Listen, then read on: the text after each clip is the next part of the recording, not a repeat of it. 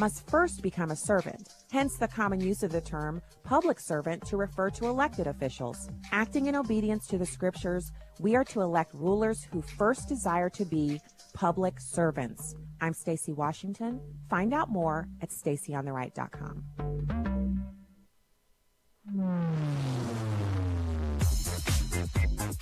She's sharp, pointed, and insightful.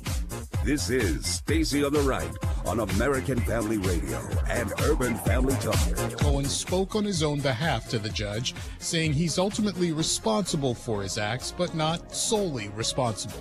He did say it was his weakness and blind loyalty to Donald Trump that will land him behind bars for facilitating questionable Russian business deals and dishing out hush money. In court, Michael Cohen said he worked in coordination with and at the direction of Mr. Trump for the principal purpose of influencing the election.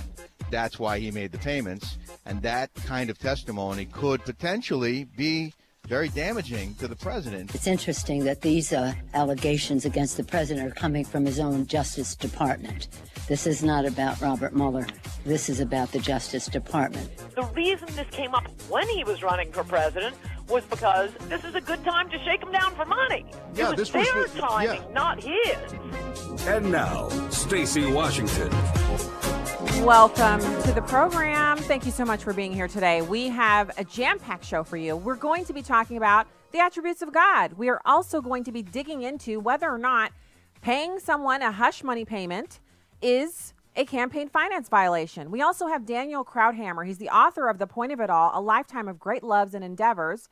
He happens to be the son of the late, great Charles Krauthammer. We're going to have him on in the next segment. And then, of course, we're going to listen to a bit of audio from Ann Coulter about the Mueller investigation. She makes some points that no one else in the media is making. And there's a huge problem with the way this is all being framed, which is people are acting as if, and obviously it's morally repugnant to have affairs and then pay people off so they won't talk about it. When people have extramarital affairs, it opens them up to just these types of situations. That's why it can be something that you get your security clearance revoked for. When you're on active duty in the military, or if you work for the federal government and you hold a high security clearance, one of the ways that you can get it revoked is by having an extramarital affair, because it opens you up to blackmail. But if it's a problem for President Trump to make hush money payments, then I guess it's a problem for hundreds of members of Congress who've also done the same thing during their campaigns and while they've been in office, because they don't want people to know what's been going on with them privately. So we'll dig into that as well. At Stacey on the Right on Twitter and Instagram, stacyontheright.com, urbanfamilytalk.com, and of course, American Family Radio's site is afr.net. Those are the places where you can go, subscribe, hit the like button on Facebook, follow on Twitter, hit us up, keep us in your front view, not the rear view, the front view, so we can give you all of our content. So I got to say, one of the things that's been really encouraging me this week has been this A to Z list of the attributes of God. And sometimes in the busyness of everything that's going on with I can't even, we don't even have a whole show's worth of time for me to go into all the different things that I have going on right now, from having my phone hacked to, the ongoing saga with one of our appliances. It's been a really eventful kind of breakneck pace kind of few days. But as some things are wrapping up, and I'm so grateful to God that they are, so that I can move on into a little bit of a time of peace, it is wonderful to turn away from all of that busyness and all of that stress, and there's some anxiety and all of that. Whenever you have anything going on, it just creates a lot of churn and emotional, it gets everything worked up. And a place of peace and rest can be in thinking and pondering on who God is and what his attributes are. And so we went into it a little bit yesterday. Yesterday we talked about Alpha and Omega, Ancient of Days, Comforter, Creator, Eternal. Today I want to get into faithful. Know therefore that the Lord your God is God, and the faithful God, who keeps covenant and steadfast love with those who love him and keep his commandments to 1,000 generations. 1,000 generations. Deuteronomy 7:9. Father, and this is his attribute as our Father, just one of his attributes as our Father. 1 John 3:7 says, See what kind of love the Father has given to us, that we should be called children of God, and so we are. Good. God is good. This might have been the first Bible verse that a lot of people learn as a child, and it's a good one. You are good and do good. Teach me your statutes. And that's Psalm 119:68. God is gracious. He's gracious to us. He's full of grace and mercies. Mercies are new every morning. He says, the Bible says in Isaiah 30:18, yet the Lord longs to be gracious to you. He rises to show you compassion. Healer. He is our healer, but he was wounded for our transgressions. He was bruised for our iniquities. The chastisement for our peace was upon him, and by his stripes we are healed. And you can find that in Isaiah 53:5. So we're going to continue to go through the attributes of God. We're going to keep working our way through. We're also going to keep wearing the headbands for the 25 days of headbands. And today I have on, these are the weirdest ones I own, I think. They're two little snowman heads, and they're like antennas. And so if you want to see these, obviously, first thing you have to do is you have to go to one of the live streams, and then you can see the totally weird, totally awesome headband extravaganza that is going on for Stacy on the Right. I also want to point to, if you're interested in finding out more about the live streams and you go to Facebook or one of our other sites, you can see the graphics done by my producer, my executive producer, Daren. Right now we have reindeer, and he has little lights in his antlers, and he looks so cute, and he's a part of the Christmas extravaganza. Yeah, that is Stacy on the Right on American Family Radio. So let's dig into this. It's former FEC Commissioner Hans von Spakovsky, and he has been on the program numerous times before. He's a fellow with the Heritage Foundation. He writes a lot of their white papers. He does some of their deep research, but he's most important for me as a consumer of the things that he puts out, as someone who is an expert that we can call on to come on the program and discuss issues. But this time we don't have to have him come on the show, because he did a special video presentation that is up over at the Daily Caller. And he did this because there's a lot of misinformation going on out there. Like, this is an opportunistic type of a time in our nation where instead of saying exactly what the president has done wrong or what laws he's violated, we instead just say he's guilty. He must be guilty because people are getting indicted. Cohen's going to jail. We're getting closer to indicting President Trump. Democrats are now openly fantasizing about the president serving jail time after he's the president. People are talking about a constitutional crisis if he's indicted. My question is, what would he be indicted for? I mean, I'm willing to listen, but please be specific. What specific law has the president broken? What has he done wrong? Tell me that. Tell me, let's have chapter and verse, or, whatever the name of the statute is, and its, attendant little X's and letters and parentheses. Let's have all that. And then I can read that law, and then I can look at what evidence exists out in the known world and make a decision for myself. I'm just not going to emotionally submit myself to a roller coaster of, well, he's guilty of what? Just say what he's guilty of, and then we can go forward. Or zip it.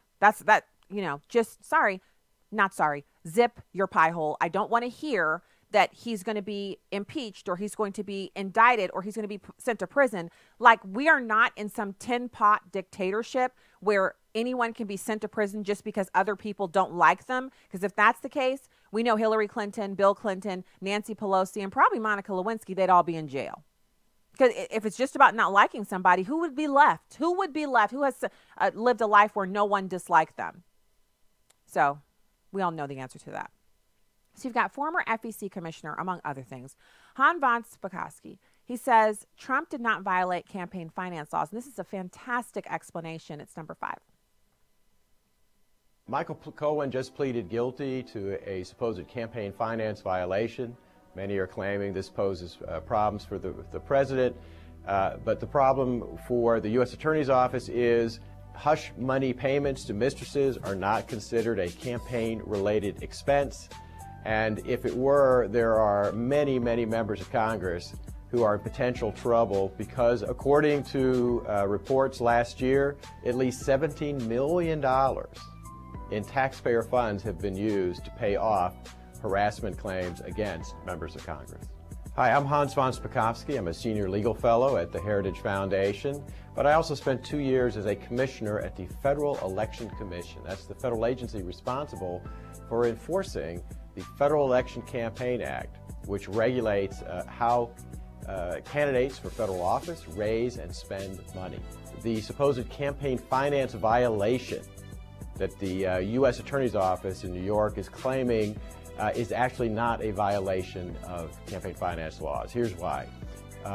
In order for the rules to apply, it has to be a campaign-related expense. It has to be a campaign-related expense. So you'd have to be able to convince a jury or a judge presiding over a case such as this one that this is being done exclusively to influence a campaign instead of the hush money payments being made to prevent, let's say, a wife or a daughter or grandchildren or someone of that nature from finding out the ill deeds that have been going on. Now, he says in this next audio bit, if Trump is guilty, so are hundreds of other elected officials. And he makes a great point here. And this is a can of worms that neither Democrats nor Republicans want open, because are you not, just like me, still waiting for the list of people who had to make payments through the slush fund created by Bill Clinton? These are congressional members who had sexual harassment claims levied against them, and the people were paid off and moved to different agencies. Some of them were paid off and they left service, on campaigns or in government. These people still work in Congress. They're still there. And they have participated in getting money from this slush fund. Now, when we first got wind of this whole ridiculously fraught operation, I was one of the people out there yelling at the top of my little old lungs that we need a list of who made payments. I don't care if they're Democrats or Republicans, Tea Party caucus folks. I don't care if they wear American flags on all their breakfast cups and their coffee cups and their bowls, and they have American flag sheets, and they've been waving the flag since they were a baby. I don't care. I want to know who's on the list, and Democrat or Republican, they should all be put to the test of daylight. And guess what? We haven't seen that list. So here he is explaining how this is just a no-go. It's a non-starter, and how all this discussion about some kind of indictment, it just doesn't make any sense. It's number 6. The Justice Department only once before has tried to claim that these kind of payments are a campaign-related expense. That's when they attempted to prosecute John Edwards. Remember that case? Contributors to John Edwards actually paid money to his mistress, who actually was working for the campaign and had his child. A jury did not believe these were campaign-related expenses, and in fact, John Edwards had 2 former commissioners of the FEC there to testify these were not campaign-related expenses. In fact, when the FEC audited his campaign, the agency itself concluded these were not campaign-related expenses. So this really is not a problem for the president, even though Michael Cohen is pleading guilty to this, because the U.S. Attorney's Office is basically being over-aggressive on this issue. If you take their views to its extreme, it would mean that any time a candidate pays off a legal claim against it, that's a campaign-related expense. Well, if that's the case, remember in 2017 it was reported that members of Congress have paid over $17 million to pay off almost 300 claims made against those members of Congress for sexual harassment and other claims like that. 300 claims? Now you see what we're talking about here, right? So obviously the president is in no danger if the hush money payment to Stormy Daniels and others are the only thing they have on him. There's no danger there. But I mean, don't take it from me. Take it from a Heritage Foundation fellow and expert extraordinaire. We'll be back with more right after this.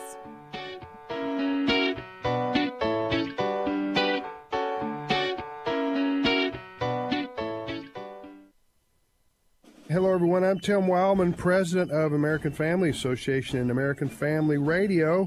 Hey, Stephen McDowell has been a personal friend of mine for a couple of decades now. He is one of the best historians I know. He is president of the Providence Foundation, and no one documents early American history, especially the Christian aspect of early American history, better than my friend Stephen McDowell.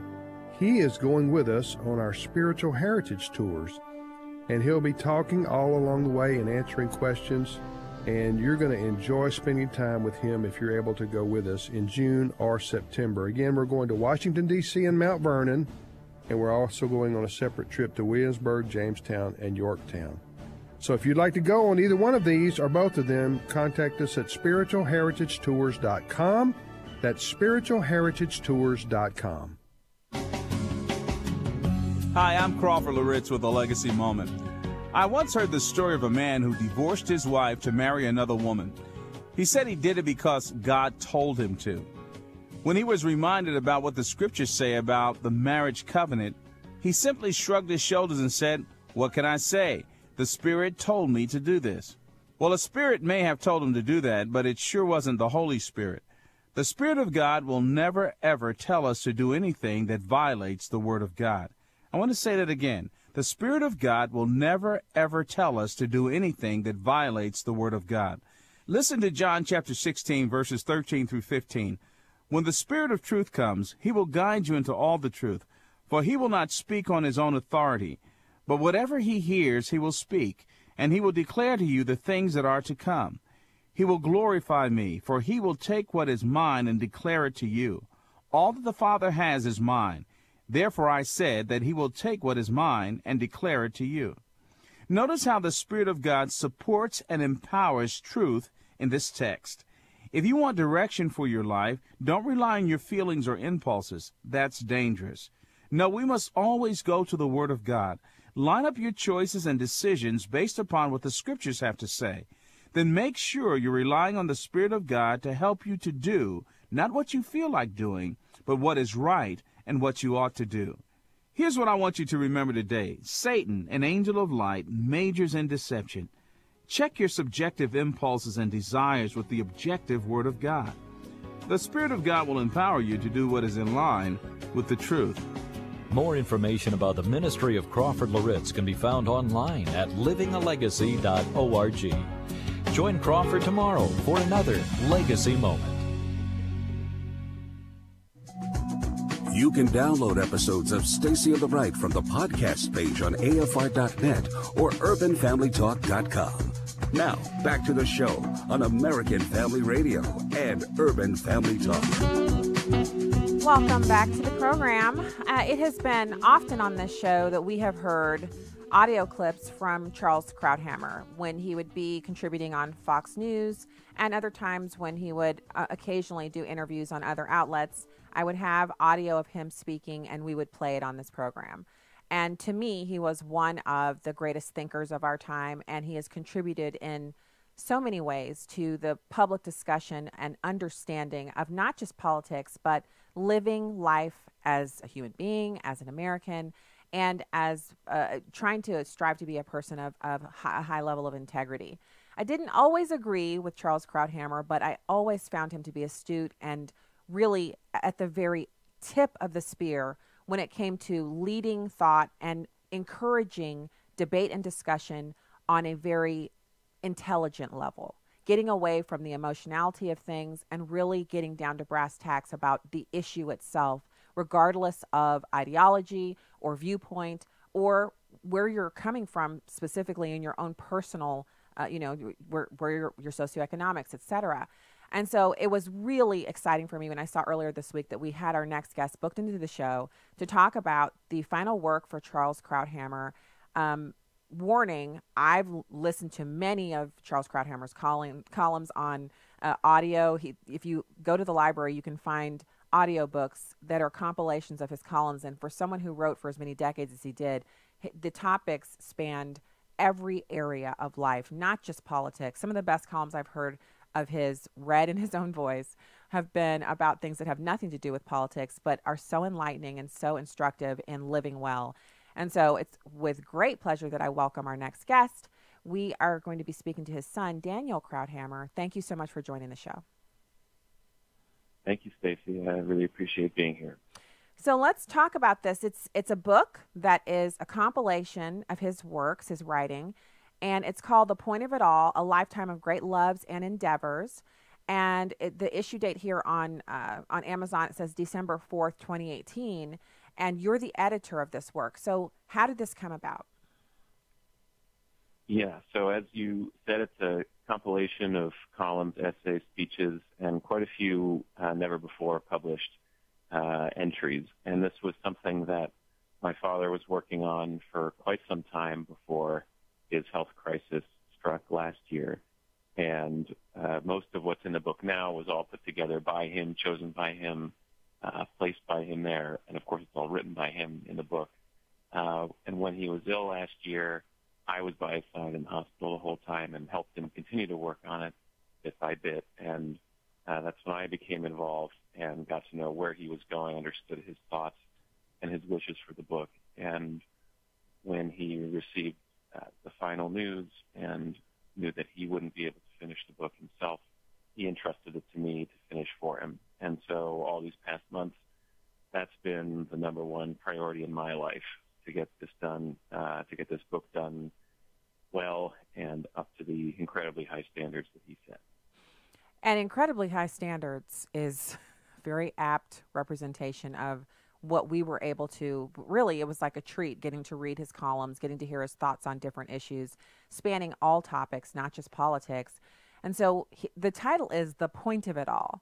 Can you talk about why he chose that to be the title of the book?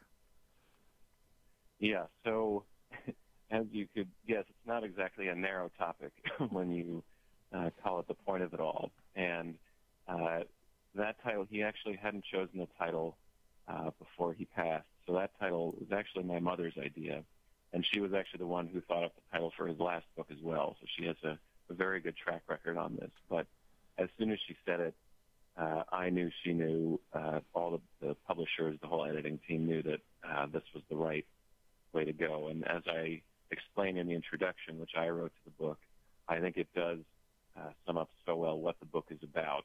And it's difficult because, as you said, he wrote on so many different topics, and this book is very representative of his work. It spans all the way from what you'd expect in politics, of foreign and domestic, big questions of world history, the nature of democracy, his political philosophy and views on limited government, and then all the way across to the fun passions he had in life of baseball, movies, chess, space exploration, and most especially in this book and uniquely to his personal life, to what family meant to him, his friendships, relationships, his career, and what gave purpose to his life. And really, I think his philosophy binds all these things together in a way that's very unique for something that has such a breadth. And really, I think the point of it all for him, when he viewed the point of it for all of us, was to pursue our own purpose, our own meaning, chart our own destinies in life. And that's really the blessing we have living in a society, in the country, in the democracy we do, that we have that freedom of choice. But it also brings with it the responsibility to uphold that successful politics that we have, to keep democracy and freedom and liberty alive so that we can maintain that choice to really find our own meaning. And that seemingly paradoxical combination is really the whole point of my father's life, was to find his own personal things that meant something just to him, but also professionally to do what he could to advance our politics and maintain that system and that liberty for all of us. So let's talk a little bit about Charles Krauthammer personally, because you're his son, and you can offer some insight to us that we maybe haven't been able to get watching him over the decades on Fox News and other news outlets when he's been, commenting on so many different issues. You mentioned the range of subject matter, and he was clearly, it wasn't that he just thought deeply about politics or just concerned himself only with political matters to write about or to think about or to discuss, but that he really was interested in the way that people lived. And he had a deep admiration and fascination with the American life and how varied it could be. Can you talk to us a little bit about his thinking there and what he delves into in the book in that arena? Yeah, sure. I think two things strike me in thinking about your question, and particularly in the idea of his appreciation of America and the American people. There's quite a few pieces in the book that really express that in a beautiful way, I think. There's maybe my favorite piece in the book. It's called Constitutions, Conservatism, and the Genius of the Founders. Really gets into his views on American politics, limited government, and American exceptionalism. And towards the end, he gets to a passage that brings a smile to my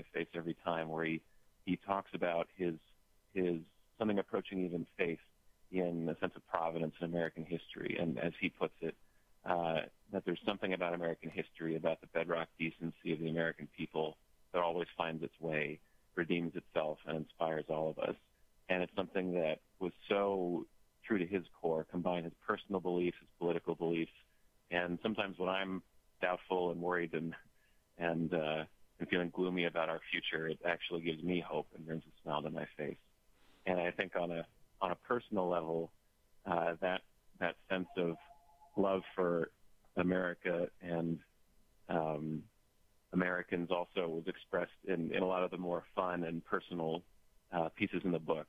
That and this is something I don't think viewers that have seen as much on TV, that he really had kind of a childlike love of just kind of silly, fun American things. Going to the ball games, he took me ever since I was a kid, and he would start chewing his gum immediately.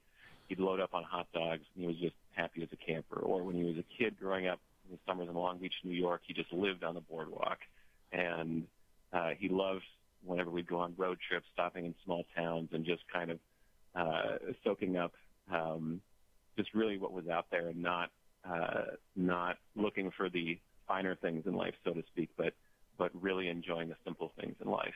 And I think that all comes out very fully across the book.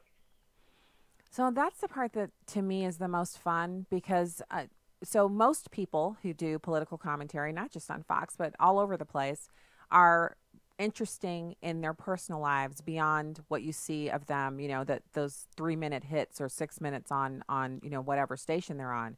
So that's not in and of itself quite as unique as, most people are interesting and have something that they're passionate about. But when you talk about, kind of a childlike enjoyment of certain exploits or admiration for the American people, those two things are a bit more, those are specific, those are unique.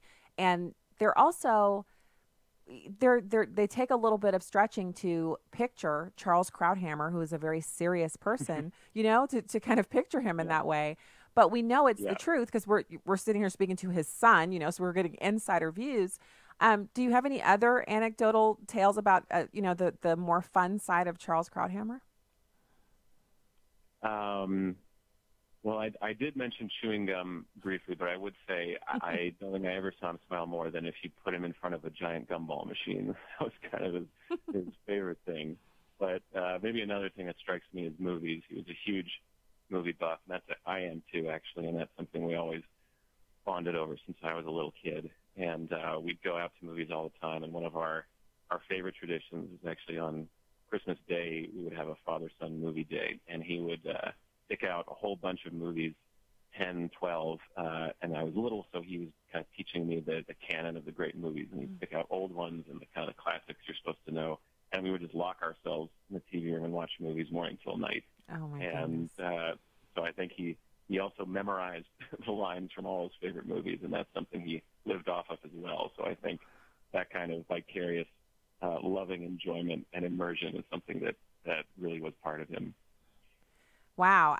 So I'm sitting here a little in shock because we're those people too, where we have movie marathons and we enjoy doing that with our kids. And we do, one of our favorite things is you've already memorized some of the lines from your favorite movies. And then when it's appropriate, when it totally works out, instead of replying to someone as you would be expected to, you reply with that movie line. And it really keeps us laughing and keeps things lighthearted at our house. So I definitely understand that passion. It's a very American thing to like to watch movies and to incorporate, those scripts into your everyday life. So turning to and he not only did it in conversation, he actually slipped them into columns all the time over the years. And there's quite a few in the book, actually. If you look, there's some lines from Casablanca and Lawrence of Arabia and some of his other favorites. I'm going to be looking for those. Look out for. Oh, that's fantastic. Yeah. So if you had to characterize the book, because I have a lot of people on, I have a lot of guests come on the show, and they all have books. Like everybody's written a book. And I'm personally very excited about this, getting this and kind of tucking into it when I'm off for Christmas, because I was able to interview the son of the late Justice Antonin Scalia about the compilation of speeches that he'd put together for his father. And I tell you what, it is fascinating to read first of all, the different groups that he spoke to, and second of all, the wide range of subjects that he covered. And so I've been reading some of those speeches, like I take a few at a time instead of trying to read through the whole book. I just flip through and pick one and read it. And I've learned so much, not really specifically about him, but about the subject matter. And so if you had to characterize the book for someone who's maybe thinking, okay, Stacey's got an author on, it's, another book, and she's all excited, but, what will be meaningful for me in this book? What would you say to that listener?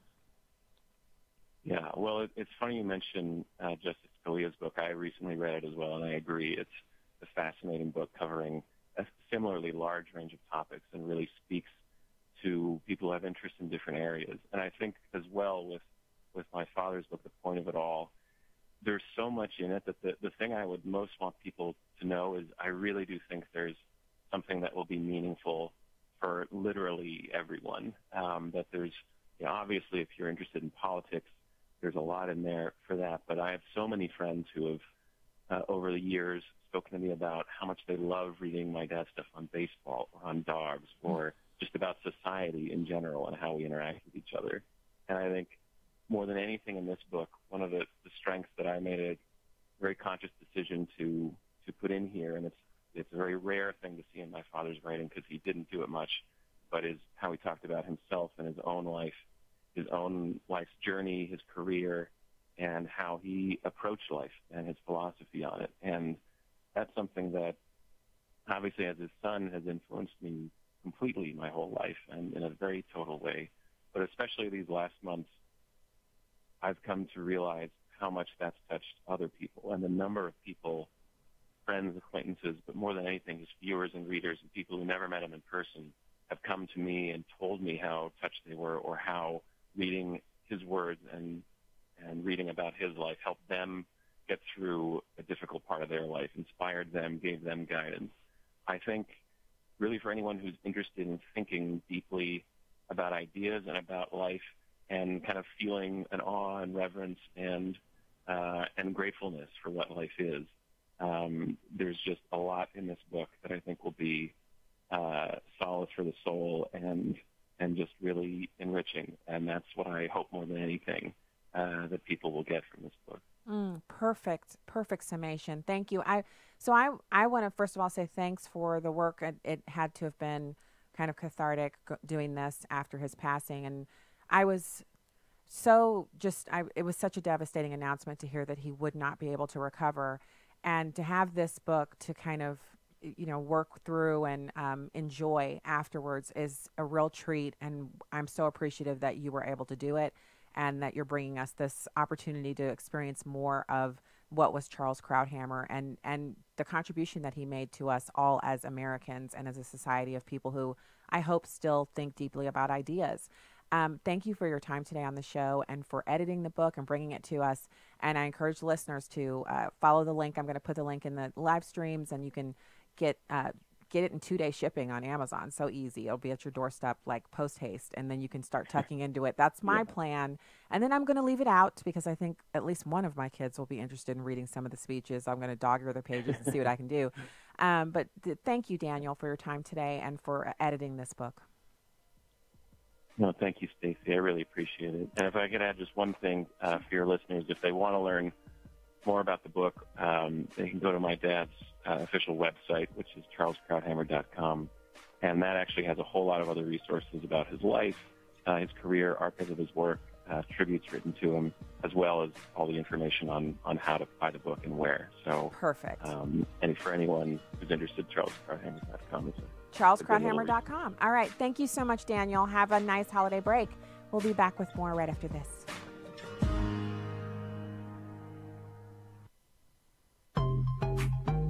This is Just a Minute with Stacey Washington. God has much to say about government and the impact that Christians should have upon it. God calls us to participate by rendering unto Caesar that which is Caesar's. Specifically, God gives the authority to rule. Romans 13:1 says there is no authority except from God, and those which exist are established by him. Matthew 22 says we are made in God's image, which flies in the face of the secular view that only those who can contribute have value.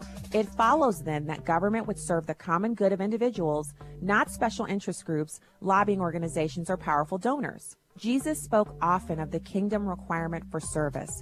Anyone who wishes to become great must first become a servant. Hence the common use of the term public servant to refer to elected officials. Acting in obedience to the scriptures, we are to elect rulers who first desire to be public servants. I'm Stacy Washington. Find out more at stacyontheright.com. There's a particular reason why there is a Back to God radio show. It was about 4 years ago, God called me out of the pulpit and said, Dexter, I need you to go tell my people it's time for them to get back to God, back to my morals, back to my values. This is the thing that you're supposed to do simply because you belong to the Most High God. It's the least that you could do for a God that loves you the way that he does. Time to get back to God. Weekday afternoons at 4 Central on Urban Family Talk. Hey, want to go shopping later? Yeah, sure. Where you want to go? Oh, we can go to JCPenney's, Belk, Target. Whoa, wait. I was with you until you said Target. What's wrong with Target? What's wrong with Target? You mean besides the fact that they have an open door policy that lets men into women's restrooms, that Target? Wait, what? Exactly. As a matter of fact, before we go, grab your laptop, go to afa.net, and sign the pledge to boycott Target. Okay, I'm on it. Securing America. The outgoing chairman of the Senate Armed Services Committee is warning about threats from great power competition, including China and Russia, as he works to convince the White House not to cut the Defense Department's budget in 2020. We might struggle to win or perhaps lose a war against China or Russia, and we're talking about now. And this is no time to waste. We don't have any time to waste. We've got to restore America's military advantage. If we fail to do so, the cost will be measured in American lives. In a speech at the National Defense University, Senator James Inhofe said China and Russia are doing things better than U.S. defense forces, saying, quote, when I look and I see some of the equipment that they have compared to ours, you know, they have been busy, echoing comments made by other defense hawks. The Trump administration has warned the Pentagon to expect a budget of $700 billion for fiscal year 2020. That's $33 billion less than planned. In Washington, Rachel Sutherland, Fox News. This is Stacy on the Right with Stacy Washington on American Family Radio and Urban Family Talk. I listened to 2 hours of it. I had no idea what crime they were talking about. They just keep saying, well, the President of the United States, he's implicated in two serious felonies. He can be indicted. He'll be indicted. Of course, it's impeachable. It's a high crime and misdemeanor. He'll be indicted as soon as he's out of office. It's very, very serious, trying to throw the election.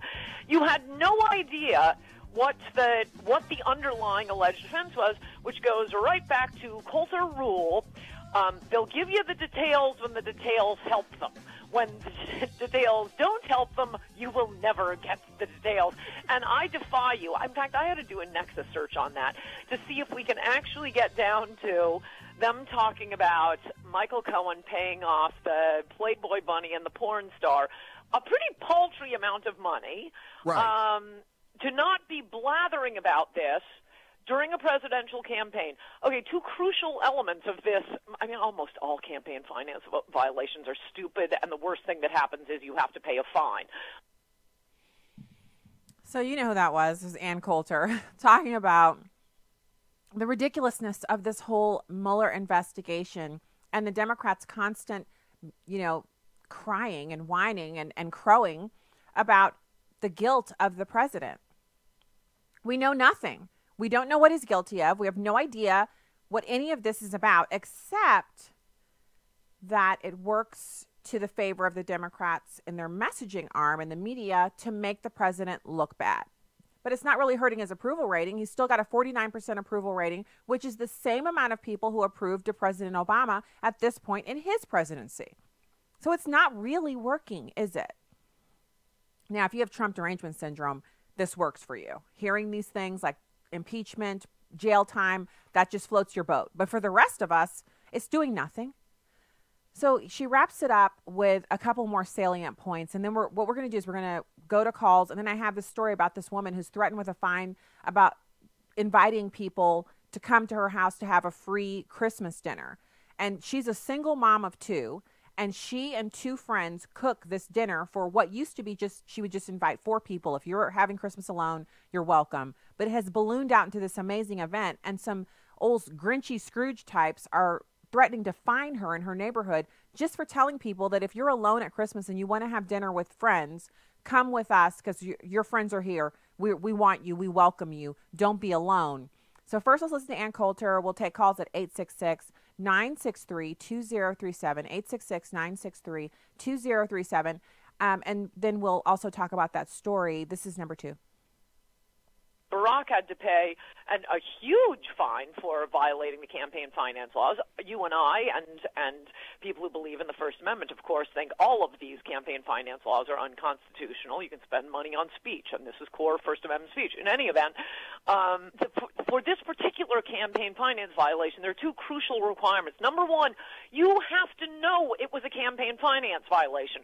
For 3 years, I mean, not only is it partially true, but liberals have been telling us Trump is an idiot, knows nothing, whatever his IQ is. He does know nothing about politics. That much is manifest. He's a reality TV star. He's a developer. He trademarks his name. He's the apprentice guy. So she's describing President Trump as we have described him so many times before. Have we not? Have we not said that he's an unconventional type of individual to occupy the White House? He's not your average, typical, everyday, he's the president type of a guy. And that is what people like. Every time I meet what I call run-of-the-mill Trump supporters, meaning they don't live in big cities and they've traveled a ways to, because I've been to a few of these events, only one rally, but a few of these events where the president has spoken. And what you hear them say, because I invariably end up talking to the people that I'm standing next to or sitting next to, and what they all say is, oh, he's just like so-and-so that I know. He's just like my dad. He's like my brother-in-law. He's like my brother.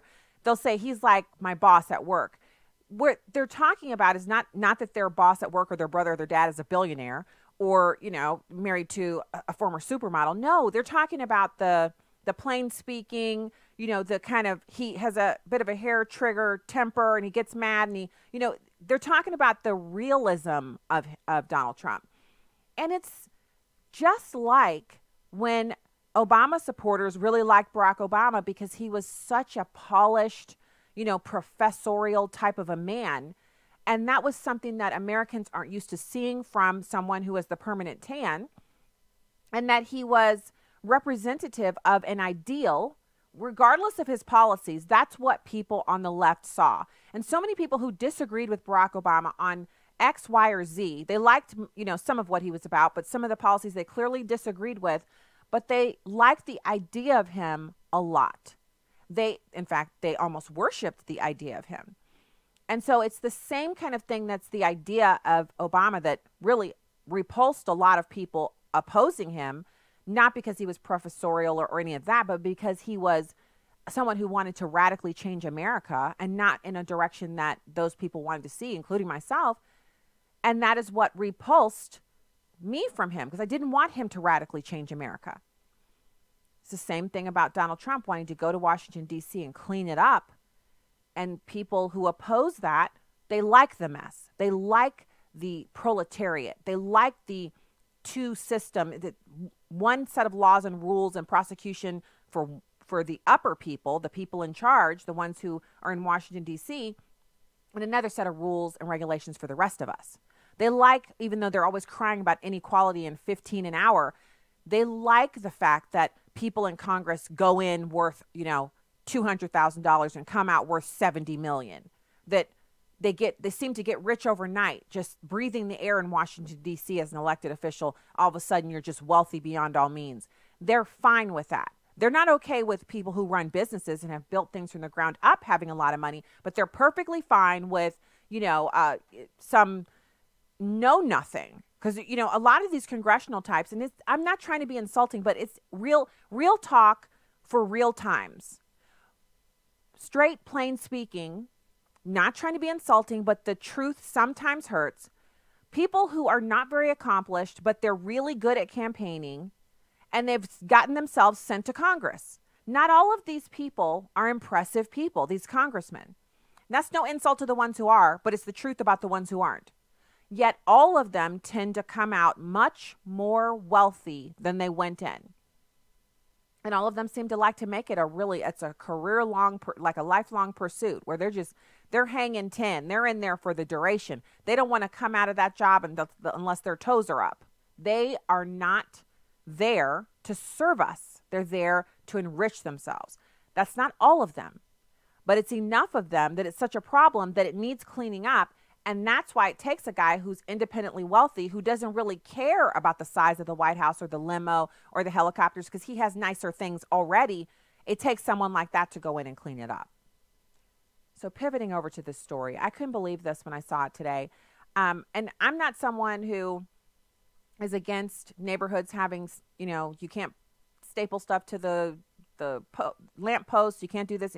I get all of that. Some people like their neighborhood to look as clean and orderly as the interior of their home. And if you choose to move into a neighborhood like that, then you're buying into that kind of ethos. Hey, these are the rules. But this is a totally different situation. You've got this lady, and she has this flyer that she's printed out on a larger size piece of paper, and she's got little holes already poked in it. It's been laminated so it can withstand the elements.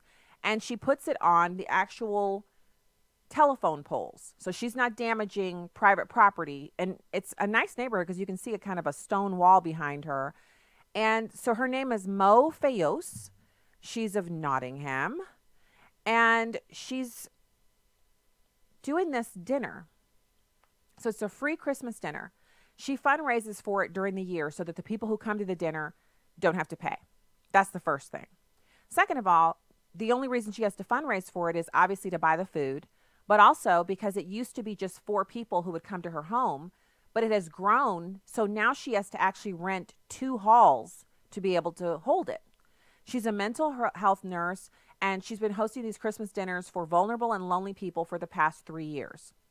She would have 4 or 5 guests in her home, but it's now so popular that she hires out the 2 halls to accommodate more than 100 people, and she's still doing the cooking. It's her and 2 other people who do the cooking for 100 people.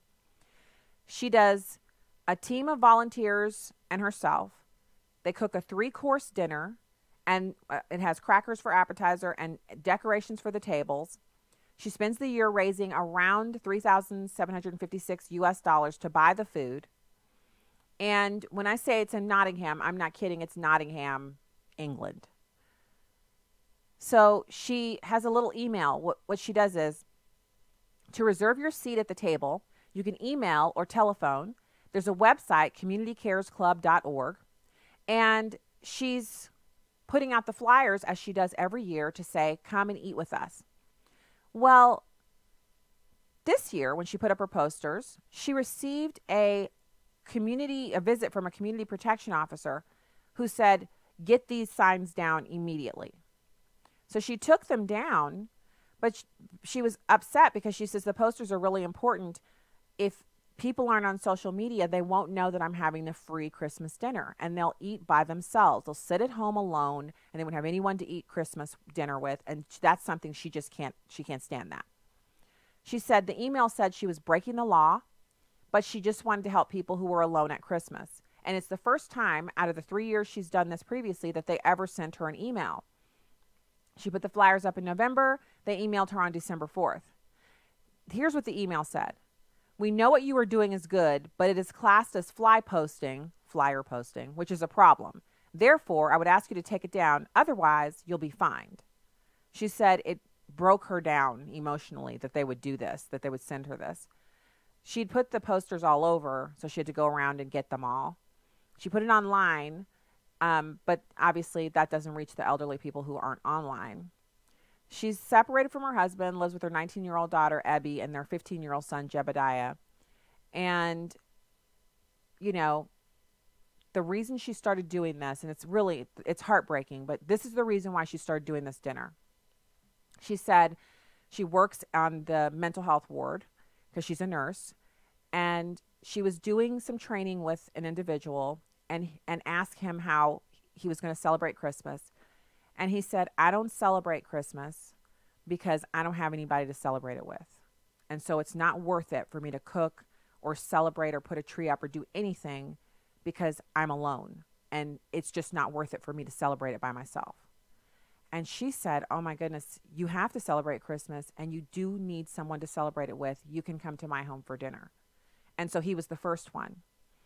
And then she thought, he can't be the only one. So she just put out a general email saying, if you know anybody who's going to be alone on Christmas Day, tell them they can come to my house for dinner.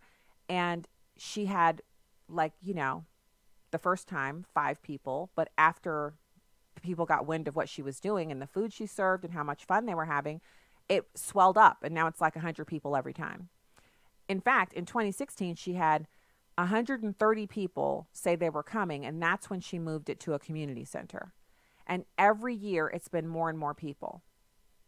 She's saying this year she hopes people saw the poster before she was forced to take it down because she doesn't want anybody to miss out. And she hopes that everyone enjoys eating and celebrating together. And in the images online, and I don't think I've got this up at the Facebook page, but I'll definitely post the link.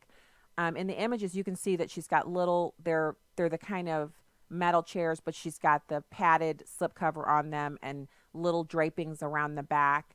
And there's Merry Christmas banners up all over the room. And you can see the group is a mixed group, some older people, some younger people, and they're all sitting there together. They're not family. They don't know each other, but they're sitting there together eating a Christmas meal on a decorated table, so they're not alone.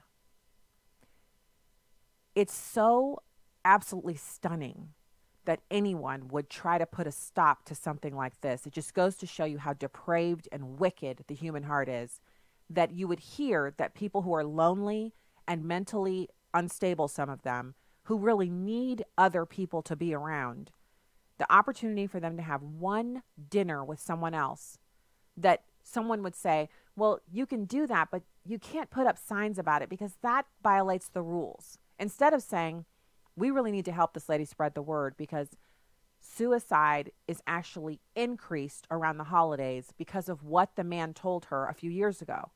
People feel hopeless if they don't have anyone to celebrate with. So God bless this woman for doing this, for meeting a need that, it's desperation. Loneliness is crushing, and these people are responding to her offer.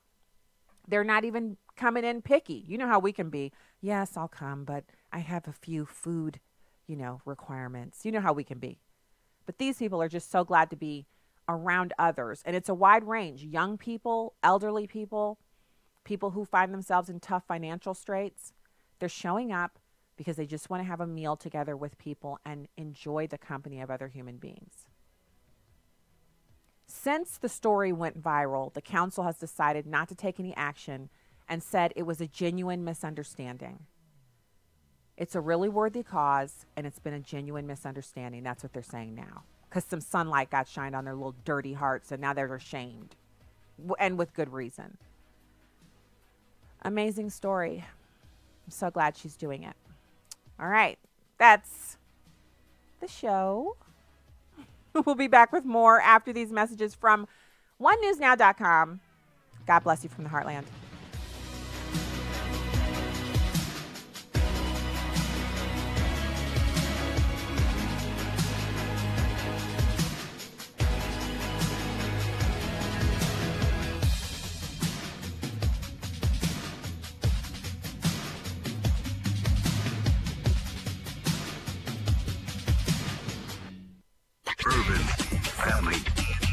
Urban Family Talk.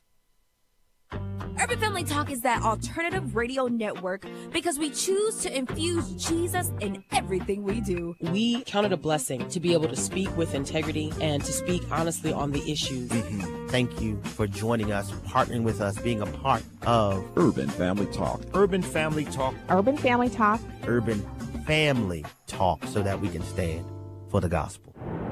Truth. Wisdom. Empowerment. Urban Family Talk. A ministry of the American Family Association. For American Family News, I'm Chris Woodward. U.S. senators are expected to vote on a measure that would rebuke Saudi Arabia following the killing of Saudi journalist Jamal Khashoggi at a consulate in Turkey. The resolution would call on the U.S. to pull aid from the Saudi-led war in Yemen. Senators are upset by the killing and by the response from the White House, which has been reluctant to pin blame on the Saudi crown prince, even though U.S. intelligence officials have reportedly concluded he must have at least known of the death plot. Still more questions than answers after congressional testimony from the head of Google. Steve Jordahl has more. Sundar Pichai was asked about tracking. If I move from here and go over there and sit with my Democrat friends, which will make them real nervous, does Google track my movement? It's either yes or no. Not by default. There may be a Google service which you've opted in to use. He was grilled about Google's intention to work with the repressive Chinese government. Currently, we are not in discussions around launching a search product in China. Are there any current discussions with members of the Chinese government about this? This effort currently is an internal effort. He was certainly asked about the company's bias against conservatives. Conservative individuals and organizations have had their pro-Trump content tagged as hate speech or had their content reduced in search results. Providing users with high-quality, accurate, and trusted information is sacrosanct to us. Pichai had no real answers for conservatives when confronted with examples of liberal bias in the search engine. California Democrat Ted Lieu did. If you want positive search results, do positive things. If you don't want negative search results, don't do negative things. And to some of my colleagues across the aisle, if you're getting bad press articles and bad search results, don't blame Google or Facebook or Twitter. Consider blaming yourself. I'm Steve Jordahl. There's been a shooting incident at a school in eastern Indiana. Jeff Manasso has details. Police in Richmond, Indiana, about an hour east of Indianapolis, got a call this morning that a student was en route to possibly cause an act of violence at Dennis Intermediate School. Officers responded rapidly. They did confront a suspect outside the school. Shots were exchanged. The teen suspect, unfortunately, decided to take his own life. State Police Sergeant John Bowling says no one else was hurt, all because someone who knew something said something. It's still under investigation. Students were released to their parents.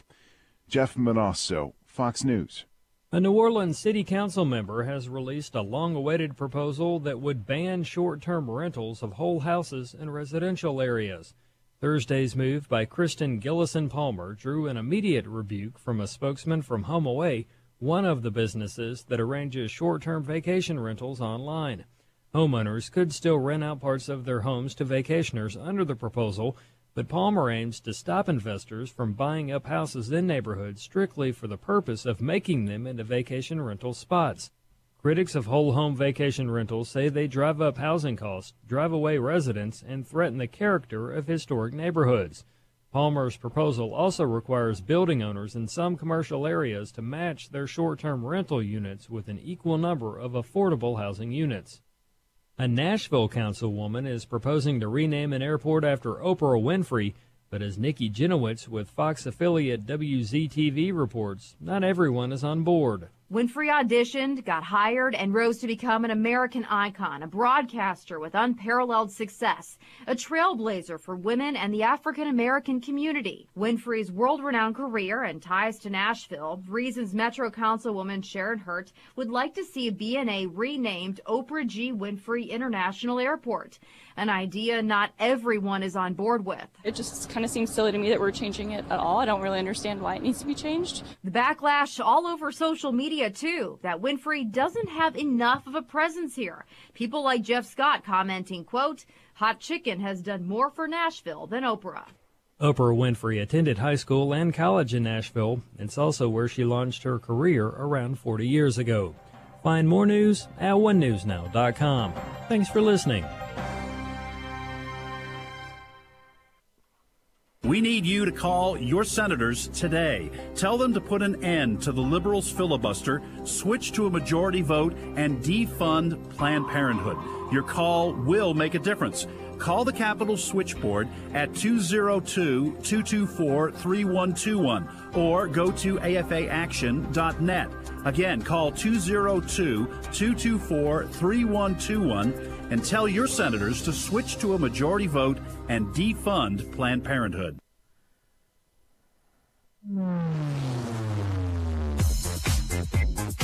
She's sharp, pointed, and insightful. This is Stacey on the Right on American Family Radio and Urban Family Talk. Cohen spoke on his own behalf to the judge, saying he's ultimately responsible for his acts, but not solely responsible. He did say it was his weakness and blind loyalty to Donald Trump that will land him behind bars for facilitating questionable Russian business deals and dishing out hush money. In court, Michael Cohen said he worked in coordination with and at the direction of Mr. Trump for the principal purpose of influencing the election. That's why he made the payments, and that kind of testimony could potentially be very damaging to the president. It's interesting that these allegations against the president are coming from his own Justice Department. This is not about Robert Mueller. This is about the Justice Department. The reason this came up when he was running for president was because this is a good time to shake him down for money. Yeah, it was their timing, not his. And now, Stacey Washington. Wowza, wowza, wowza. I just, it's just so, it's like crazy pants. So what do we have going on right now? Well, hour 2 of Stacey on the Right, that's what. Guess what we have? We have Daren Bakst, Senior Research Fellow in Agricultural Policy at the Rowe Institute for Economic Policy. And next segment. Right now, we have a whole lineup. I hope we can get it all in during this hour. And we'll take your calls as well, 866-963-2037, 866-963-2037. We're going to talk about this White House Christmas party for the press. Canceled. It's got canceled. So why am I laughing about that? Because they're mean. If you've ever met, I don't know if you've ever met a person who's a hardcore liberal. I'm not talking about, friends and family or people who are Democrats who, they're regular people too. Because we used to have it where everyone was a regular person and they had a political viewpoint and you rarely found out what it was. Now we have a huge segment of our population that's been radicalized to the point where they just can't be nice to you if they find out that you're not one of them. They just can't be nice to you. And I can tell you, I've developed a pretty thick skin in some ways surrounding what I do for a living in politics. I think the arrows that come from the same side on the right, they're the ones that actually hit their mark. And I'm like, I can't believe that. Like, that is upsetting. But when it comes from the left, it's a mix of amusement, shock, and, a little bit of disgust. You're like, what did you just email? So it's interesting to see them, the way they're reacting to all of this. But it's just weird that you can't have people just be normal about you not being on the same side as them. And it's not that it's not normal. It's kind of like almost mentally ill / rude is what you get into with people who've been radicalized by the political landscape today. So we'll be discussing this. It's breaking news. President Trump has canceled the White House Christmas party. These people don't deserve a Christmas party. They've been awful to not just the president, but to his staff. And they've been very unprofessional. And this Christmas party was something that New York news people, print and television, would fly in to the White House, fly into D.C. and attend this party at the White House every year. And what they're saying is they're just not having it.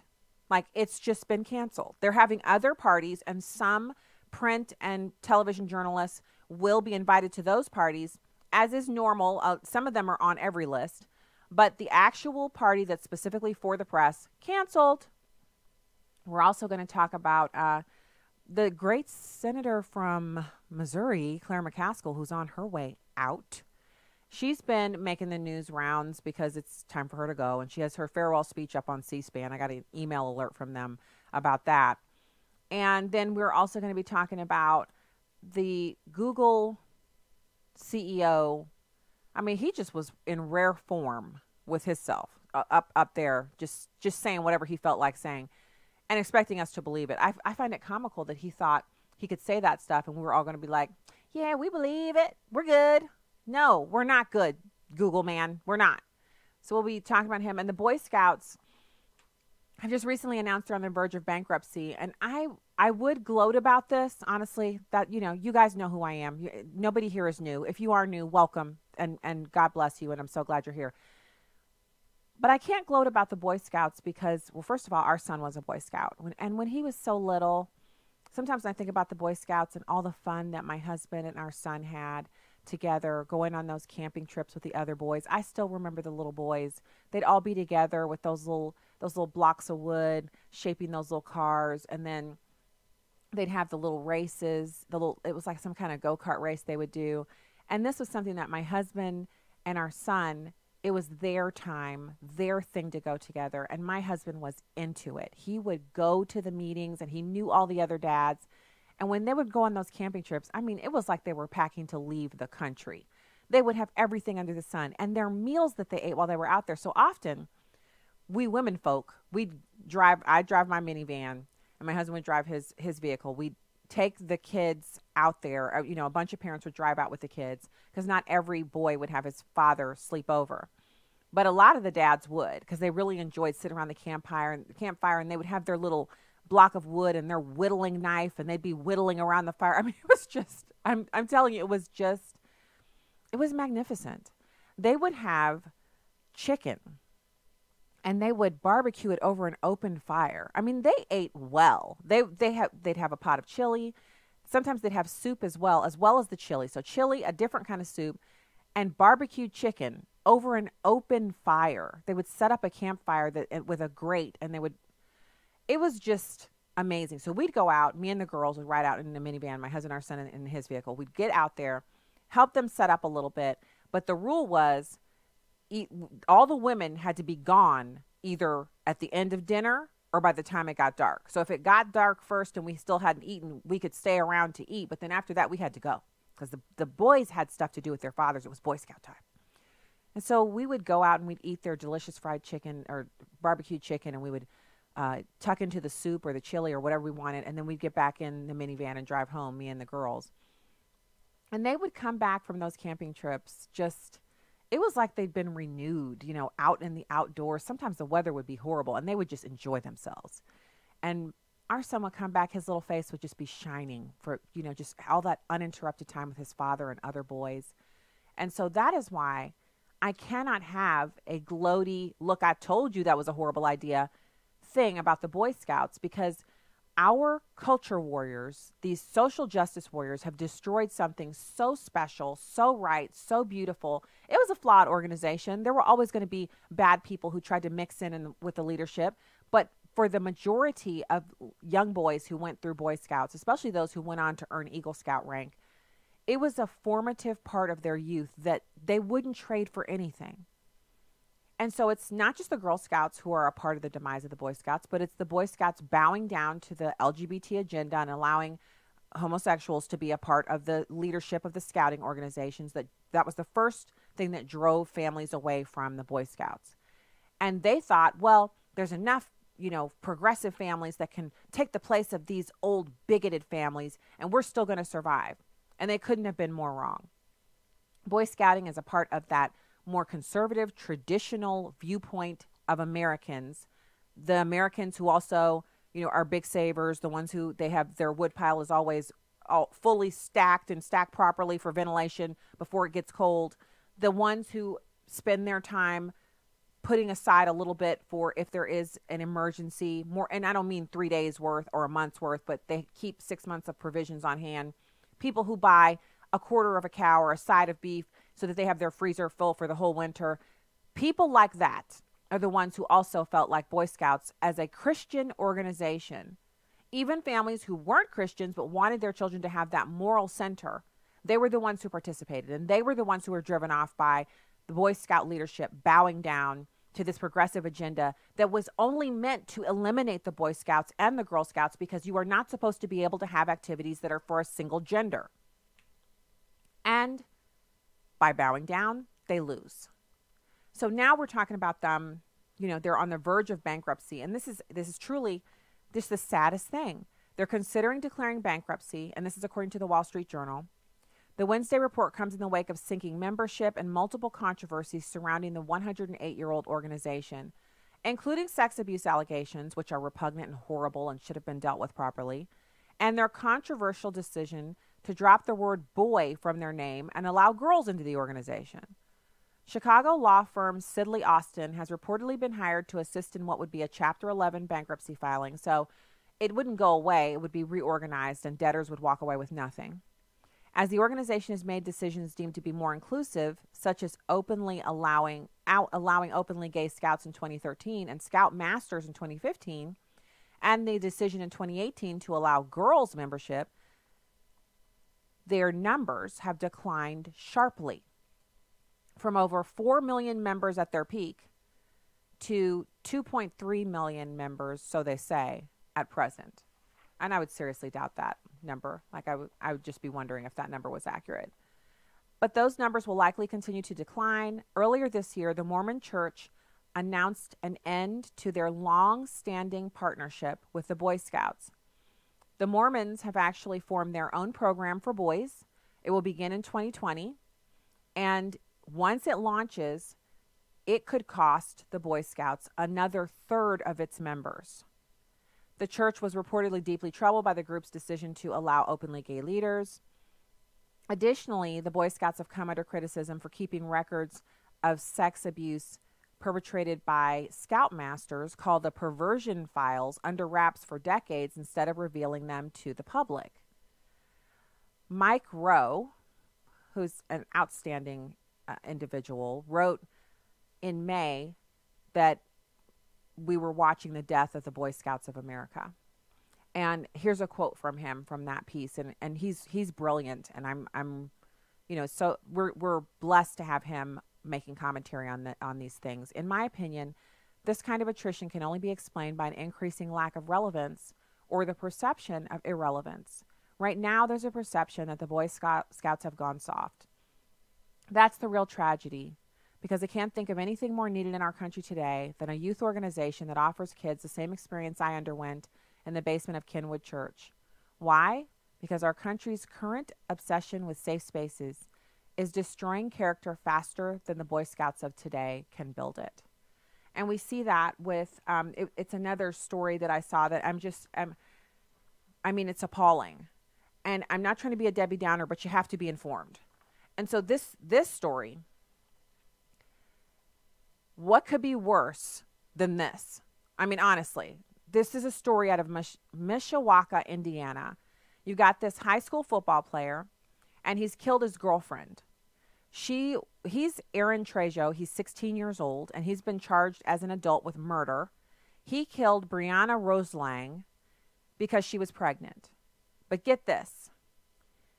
He actually admitted that he was angry that his girlfriend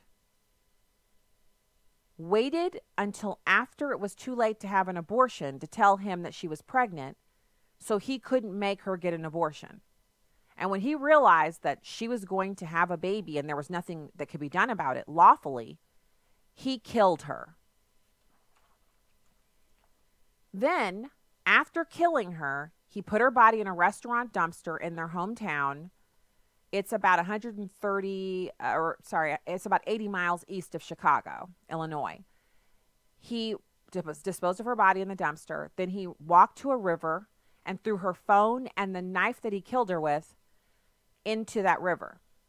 Because he said, he'd been planning to kill her for about a week, and he knew that he had to dispose of some of the items far away so that they couldn't be linked back to him.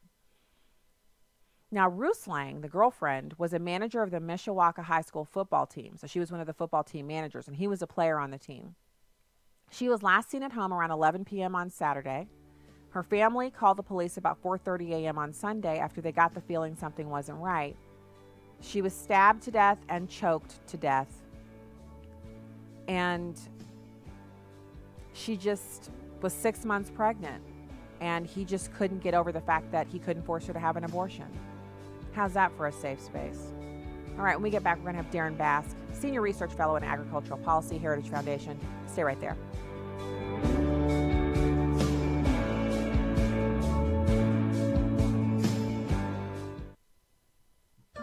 Here's Walker Wildman for Redeem Clean Laundry Products. Not only do you get a great product and you get to obviously clean your clothes, get the stains out and use the multi-surface cleaner to clean your countertops and use the dryer sheets. You're doing all of this, and the money's going to support the work of American Family Association. Redeem Clean Laundry Products were developed by AFA supporters Len Ingram and Jim Duncan to assist in funding the mission of the American Family Association.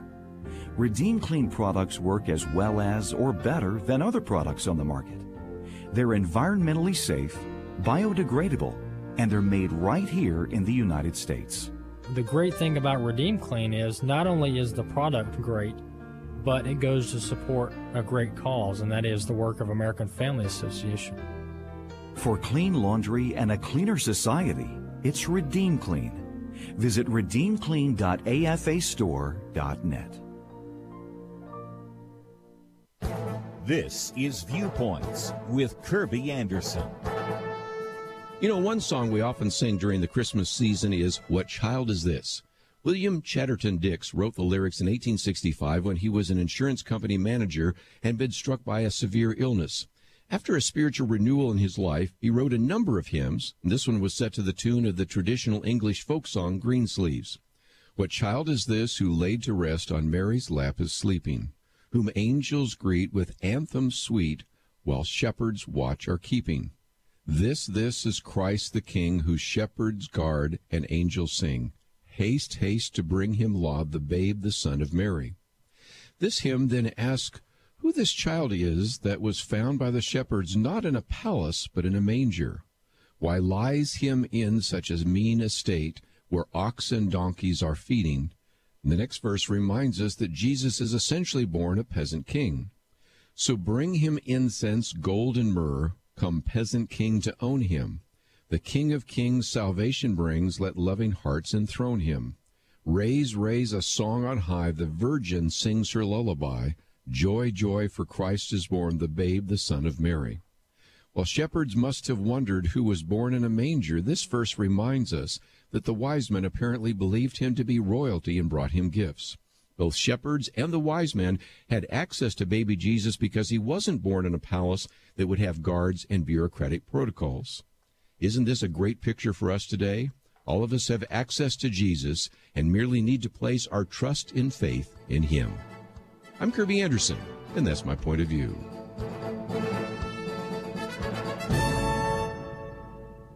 Take Kirby and the Point of View team with you on the go with the Point of View app. Search for Point of View Radio at the Apple or Google Play stores.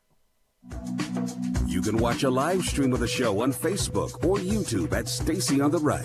Now, back to the show on American Family Radio and Urban Family Talk. Welcome back to the program. Thank you for being here today. Thank you for your ears and your eyes if you're watching on one of our live streams.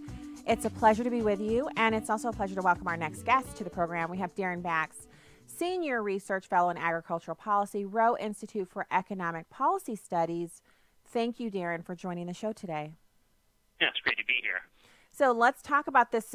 Some excitement, a little bit of good news on the horizon here. The Environmental Protection Agency and the U.S. Corps of Engineers have proposed a new rule that would help clarify what waters are regulated under the Clean Water Act. Why is this important? Well, it's important because the EPA and the Corps for a long time have been saying that they can regulate waters that for most people do look at it and say it's a puddle, and that's problematic. And in 2015, the Obama administration came up with a rule that really kind of took the issue to kind of a whole new level. So just as an example, imagine you have like a depression in land, and it's land the entire year, but you have a really big rainstorm, and that depression in the land holds some water for a couple of days. Under the Obama administration rule, that very likely could be a water that could be regulated by the federal government. So the Trump administration is coming up with a new rule that would bring some common sense to what waters are covered and regulated under the Clean Water Act. Okay, Daren, I'm going to ask a question that, just work with me here. But regular people probably want to know how the government knows that you have a little bit of water that's a puddle on your property. Like, how would they even know about it? Well, that's a pretty good question. If, for example, you're trying to develop your property, you need to secure a certain permit, potentially. Okay. And they'll figure it out that way. So when they come over to visit, if there's water there. Yeah, they will actually, that's exactly what can happen. In fact, it can get so extreme that, at least under the Obama administration rule, where even if visually, if you're just looking at the water yourself, you would have no idea that it would be considered a regulated water. If they have like aerial photographs that can kind of establish that it's the type of water that should be regulated, that could actually trigger coverage under the law. So it's not like many landowners have aerial, airplanes to fly around to figure out what water is to be regulated, but the government might, and they might use that against you. Well, they don't actually need aeroplanes. If you go to Google Maps and you click on an address, you can see, that you can zoom in and out and you can see what it looks like. And what they do is they update that periodically. So I've seen properties that I've looked at aerially, like if you check them maybe a couple times a year, you can see that sometimes the aerial picture is during the winter and sometimes it's during the summer. And so let's not give the EPA and Corps any ideas. Well, I know I don't want to, but instead of use Google. well, I don't want to, but it's possible. It's updated pretty frequently, Daren. That's what that's the point I'm making, which is probably not good, probably not helpful. But so this rule is where are we in the process? Are we in the public comment, or are we at the point where this is a thing? This is going to reverse all this nonsense. It's a proposed rule. So the Trump administration, first of all, had to get rid of the Obama rule, and that's kind of the whole process. So this week they've proposed the rule that will define the term waters of the United States under the Clean Water Act, and that's the terminology that's used for what the waters that are to be regulated under the Clean Water Act. So the comment period hasn't started yet. It starts as soon as the rule is published in what's called the Federal Register, which will be any day now. So there's a 60-day comment period for the public to kind of chime in. And I do want to kind of lay out real quickly just a couple of principles. One, the Clean Water Act was always envisioned as a law where the states would take the lead on addressing water pollution, and the federal government was kind of a partner in that. And when the federal government tries to regulate every single water, they're pushing out the states, and the states no longer are actually taking the lead. And that's the big problem. What the Trump administration is trying to do is actually get back to what the law actually says, not just the Water Act, but also kind of actually following the Constitution. Well, Daren, doesn't this, and I know, so I'm a Trump supporter, and I get accused a lot of, well, you're drinking the Kool-Aid and you're constantly promoting, the things that he says he wants to do. But the fact is, this is something that we should be in favor of, regardless of political party, because the people who are best able to manage, let's say, protected waters, or whether or not a pond is a protected water mass, it would be the people who actually live in the state where it's located, because that's someone you could say, come out to my property and take a look. This is just where I need to put some more dirt in here to level off my yard, but instead it's collected a bit of water here and it's going to drain off. It's going to evaporate. So this is not an issue. You'd have someone local come out and take a look, and you could explain it to them, maybe show them some of your own photographs and take care of the issue. But with the way the Obama administration was doing it, it's some unelected bureaucrat in D.C. who's never going to see your property, who's telling you that you can't sell that because there's some frog that might want to live in that little pond depression area there that's not even there the whole year. Yeah, absolutely. And I think the thing that too often gets lost in this is, first of all, Congress agreed with what you just said. When Congress passed the Clean Water Act, like I said, the law stressed the importance of the states and the local government. And over time, the bureaucrats and federal bureaucrats try to grab more power and more power. And so the critics of this rule, they won't ever address the fact that Congress wanted some common sense with this federal regulation. They'll just try to make it seem like, we're not protecting the waters. Well, the states can't protect anything that's not covered by the federal government. Not everything has to be done by the federal government. There's a reason why states and local governments can address these issues, and they can do it better. So, in many ways, this is definitely good for the environment. This is not some business-friendly regulation. That's not the point of it. It's about the environment. It's about having clarity. If I know what the law is, I can actually, if you're a government agency, you can actually enforce it a lot better. The people that have to comply with the law actually know how to comply with the law. that all means that you're going to have a cleaner environment. And that it really comes down to a question of, do you believe the federal government should do every single thing, or do you think there should be some type of division between the states and the federal government? And for too many people, it's about the federal government doing everything. The part about it that really depresses me is that people, like someone would be sitting around thinking about this and think that a federal person is better than a person in the state, specifically because we have these regional differences across the country that really account for communication errors. I feel like some of what we see with the federal government, heavy-handed treatment towards, state entities, has to do with communication style and the fact that the people in the federal government are used to bureaucratic speak, and they're dealing with people from parts of the country that they've never communicated with them. So they don't know the proper way to talk to people. And that sounds silly because we all speak English and it shouldn't really be that big of a deal. But we do have serious regional differences in the way people communicate with each other and the way people view government, the way people view bureaucrats in Washington, D.C. I mean, this whole process of having the federal government really take a heavy-handed approach on managing water or resources in individual states instead of having a much higher, like 30,000-foot view, it's so problematic. And I can't believe people don't see that just the basic communication can be the start of the problem. I can't speak part of it. I think there's certainly also a bit of a level of arrogance that somehow the federal experts are somehow more knowledgeable than people on the state level, which is idiotic. Mm-hmm. And I think, look, when Congress gives federal agencies a lot of power and allows them to have the discretion to kind of do what they want, well, those bureaucrats are going to grab more and more power. And if that means it comes at the expense of the states, that's fine with them because they want more power. So that's a huge issue unto itself that needs to be addressed. So, look, if you're going to give the bureaucrats a chance to get more power, they're going to take advantage of it. And that's what's happening. Well, I'm hopeful that this can move through. So what you're saying, it's in the beginning, it's a proposed rule. I know they have the public comment period. So if all goes well and, normal execution of this type of process, when would you expect to see this become an actual relief mechanism that's a real rule that's accepted and in use? When would that happen? I would expect the rule to be finalized pretty quickly. I would expect it in 2019, but I also would expect maybe late 2019.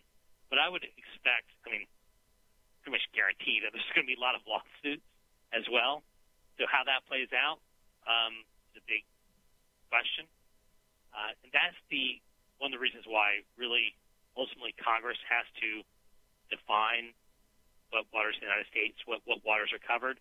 Now, there's a risk because then you have Congress defining it, and you really trust Congress.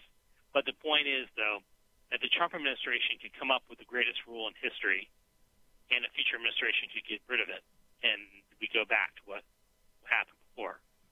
So that's a concern. But, we certainly want the Trump administration to issue a good rule and finalize it quickly. And I think it would, from what I'm seeing, I think it would pass legal muster. I think it would survive in the courts, but it might take a while, and that doesn't help anybody either. Especially people who are currently battling to not have their, whatever it is, their land under control of these people who just, it's so nonsensical. It's hard to believe it's a thing, but as I always say, people are going to people, and we have to figure out a way to deal with them. I'm really glad that you're covering this and that we have the opportunity to have a better understanding of exactly what this is. I always thought it was nonsense, waters of the United States. And then when I heard what it was specifically, I was like, oh, I was right. It's total nonsense. The fact that it's still going on 2 years into the Trump administration, I can't wait for them to just get through this process and get rid of this because it's a horrible, horrible idea. Yeah, and I would just say that it's not this rule can impact any property. It's not just like farmers and businesses. It's, if you have some land and you want to build your dream house, it's very possible that you might run into some problem under this law. And under the Clean Water Act, it's not simply civil penalties. It's maybe potentially criminal penalties as well. So it's pretty scary stuff at times. So this really needs to be resolved. Well, let's be hopeful that they can actually get it done. I'm just exhausted from the stupidity that has been permitted to be created into rules. So there should be some kind of stupid meter where you instantly get hit with an anvil like on the cartoons if you propose a rule that's as stupid as this one. I completely support that. I'd write a paper about it. If you do, make sure and put in there that I was wearing my Christmas headband when I contributed, because I'm wearing my Christmas headband with the it's got two little heads on it, and it's obnoxious, but this is who I am during the month of December. The deal. Sounds good. Thanks, Daren. Thank you for coming on today and for your work at the Heritage Foundation. Daren Bakst, you are the Fellow in Agricultural Policy at the Rowe Institute for Economic Policy Studies. Thank you, sir. Thank you very much. All right. Merry Christmas. All right. We are slamming and jamming through the show. We have time for calls. I want to give you the number, greatest listeners and greatest callers in the known conservative radio universe, and also the liberal universe, whatever radio they've got. They don't have much. 866-963-2037, 866-963-2037. So Daren has his take on this is so dead on, and we have to be wary. I think this is something that we tackle in our prayer closet, where we pray for wise people to work in government, and we pray for wise people to be put in charge of these agencies, the kind of people who would say, don't ever bring me any garbage like this again. Instead of this becoming an actual rule, the person who was in charge of whether or not they propose rulemaking should have said, wait, so you're saying any body of water, any puddle, any depression on someone's driveway can make their entire property unbuildable and basically unusable just because you want to control the water on their land? We have bigger fish to fry. We have so much more to get done here because as a country, we really do have so much more to get done. And it would have been so good to have had just any bureaucrat in charge that was along the chain of events that led to this water rule just say, this is idiocy. We're not going to put this out. We owe the American people better than this. But alas, those kinds of people, they either don't work there, or they were off, or I don't know what was the problem, but it didn't happen. So we talked about the Boy Scouts being on the verge of bankruptcy, which I think it is, again, depressing, totally depressing. But I want to get to this alert. I'm upset about it, but what are you going to do? The feds are investigating President Trump's inauguration. I guess they don't have anything else to do. The Trump inauguration spending is under investigation, criminal investigation, by federal prosecutors looking into whether committee misspent funds and top donors gave money in exchange for, wait for it, access to the Trump administration. Now, I know what you're thinking. You're like, you mean like the Clintons? Yes, just like that. Only remember, the Clintons were never prosecuted. I'd love to know which exactly. Let me look here and see if it says. So they're investigating. Oh, Manhattan. Federal prosecutors in Manhattan are investigating whether the inaugural committee misspent some of the record $107 million they raised from donations. Now, remember, inaugural activities are not paid for by federal tax dollars. The winning campaign has to go out to donors and raise money. And they use that money that they've raised to put on the inauguration. And he raised a record amount of money. And so Manhattan U.S. Attorney's Office is trying to make a name for themselves by investigating him criminally. It's another witch hunt. All right, we will be back with more right after these messages. Stay there.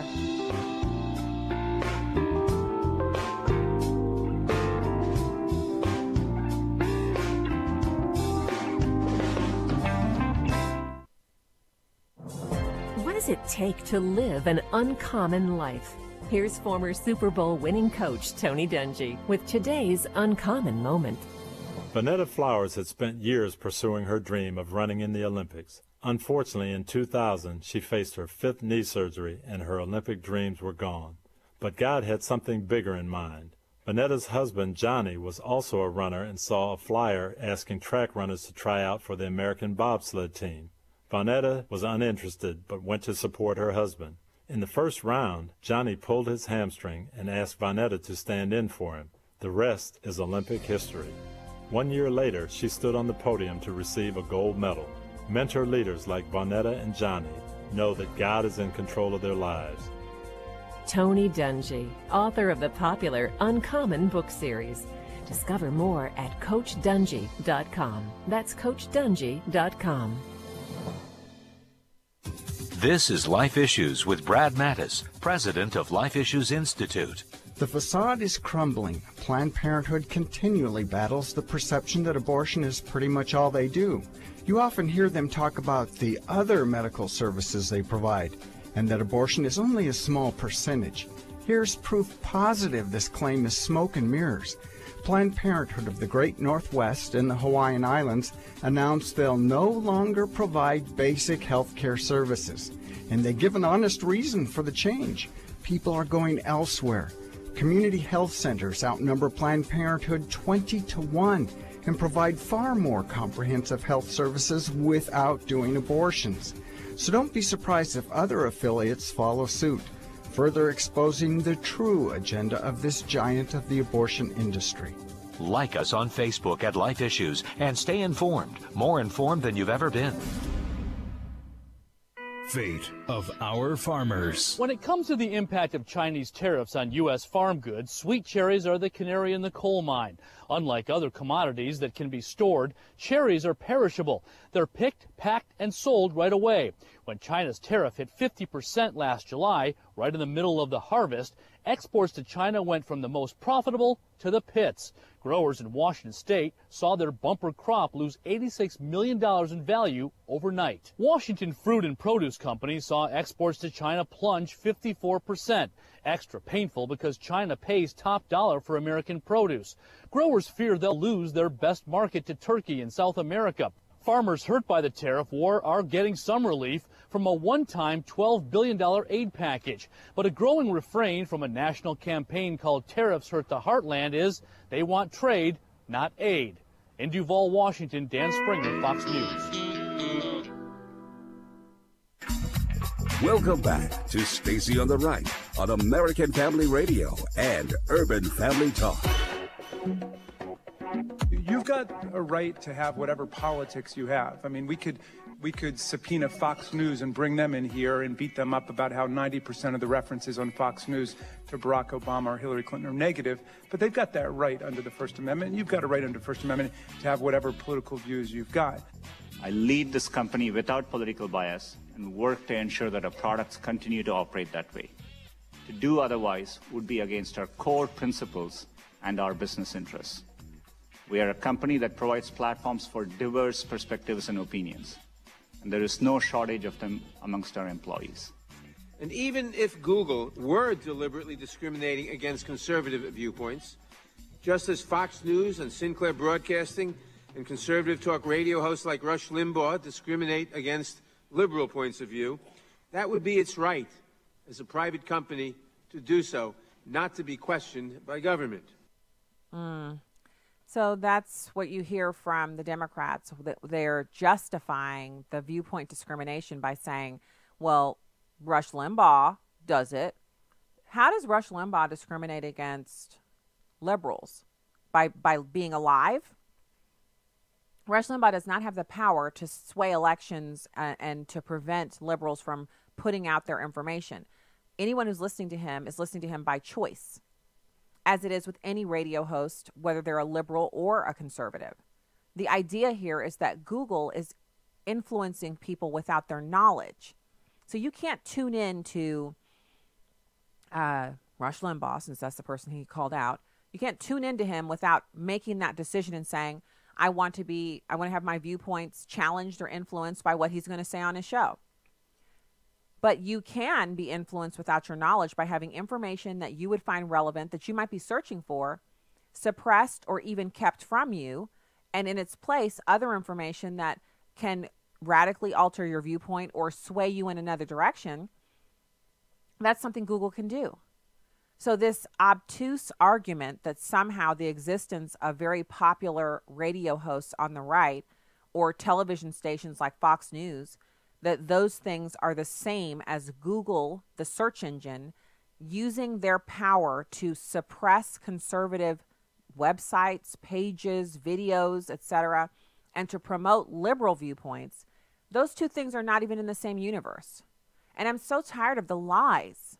I'm tired of hearing these nincompoops putting forward these false statements and knowing that so many Americans hear that and they're like, yeah, it is the same. No, it's not.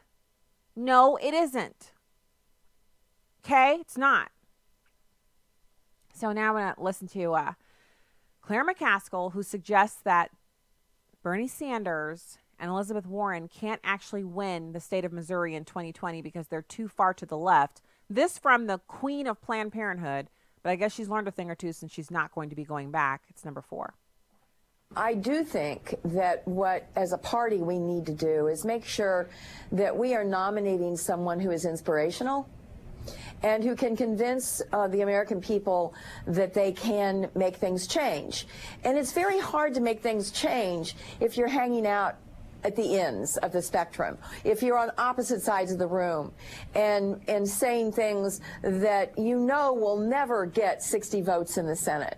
So I think what I hope is there's some authenticity with a candidate who will convince independent voters in my state and other states like mine that they have an equation where they can bring people together, where they can kind of repair some of the damage that has been done in terms of tribal polarization in this country. I think that's what most Americans want right now, and I think that will be the winning combination for president. Wow. Again, who was that we were just listening to? She sounds like some moderate independent person who's just thinking about the good of the people.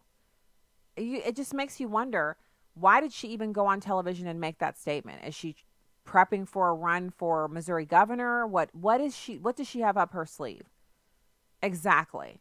I mean, I know she had some hard lessons to learn in just decisively losing to Josh Hawley, who didn't bother to pay her much attention. All of her garbage tweets and her accusations, and she had Think Progress and all these other groups sending out these emails about how just the worst kind of slander of this guy. And he didn't pay any attention to it at all. He just put his nose to the grindstone and just gutted it out. I mean, visit after visit after visit to the far reaches of the state of Missouri. He didn't leave one community untouched. He campaigned until he couldn't campaign anymore. And he has a lot of energy because he's young, and he just kept at it. And he didn't do as many events in the large metropolitan areas, St. Louis, Kansas City, Cape Girardeau. I mean, he went, but he didn't focus all of his energies there. And I think that's because he knew that people in the suburbs of St. Louis who would be voting for him based on him being a Republican and him going against Claire McCaskill. But he needed to get that name ID up in the far reaches of the state, and that's what he worked on. I'm glad of it. I'm glad that he's going to be going there. I hope he's primed and ready, and that he will not disappoint us. I feel pretty strongly that he's going to be good.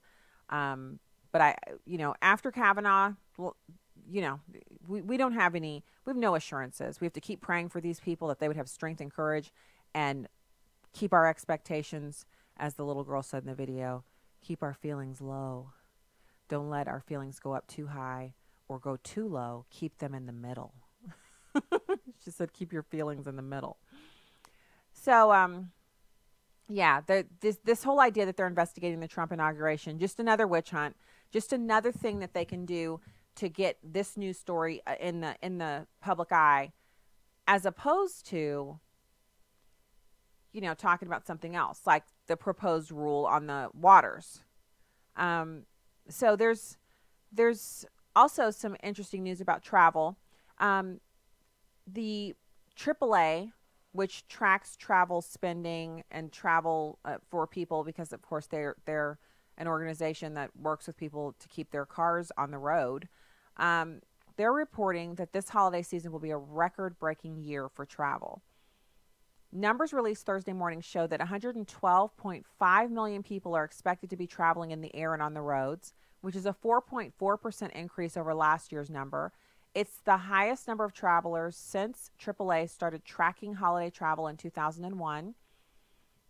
The numbers break down as 102.1 million people will be traveling by car, 6.7 million people traveling by air, and 3.7 million people traveling by trains, buses, and cruise ships. Sweet. We're anticipating in some cities as much as a quadrupling of travel time. Atlanta's the worst, New York just behind them. So if a normal trip in Atlanta or New York takes 1 hour, it's going to take 4 hours to do that trip. AAA also shows that Thursday, December 20th from 9:30 to 10:30 p.m. will be the worst time for travel in New York City. And there are more cars on the road, period. Just in New York alone, between 2012 and 2017, the number of registrations for passenger vehicles has gone up significantly, 8.2%. They've also seen an additional 146,000 vehicles registered in the city of New York over the past 5 years, an additional 52,000 for hire vehicles and Ubers and Lyfts of the world in a place where it's difficult to be a vehicle owner. And that's interesting, but that's the East Coast, that's New York City. For the majority of Americans, we're going to see increases in travel times, but it won't be that extreme. So you just have to be prepared to leave a little earlier and get on the road and you know, kind of plan out your travel. Leave early if you can. Use an app that has real-time traffic data. Also consider using alternate routes and travel on the holiday itself, because most people leave before the holiday, and that's when you're going to hit the most traffic. There's also gridlock alert days, which is today and Friday, as well as next Thursday and Friday. Those are gridlock alert days in New York City. I think around the country, we can just take advantage of the apps that we have and be able to see where traffic is and plan stops along the way.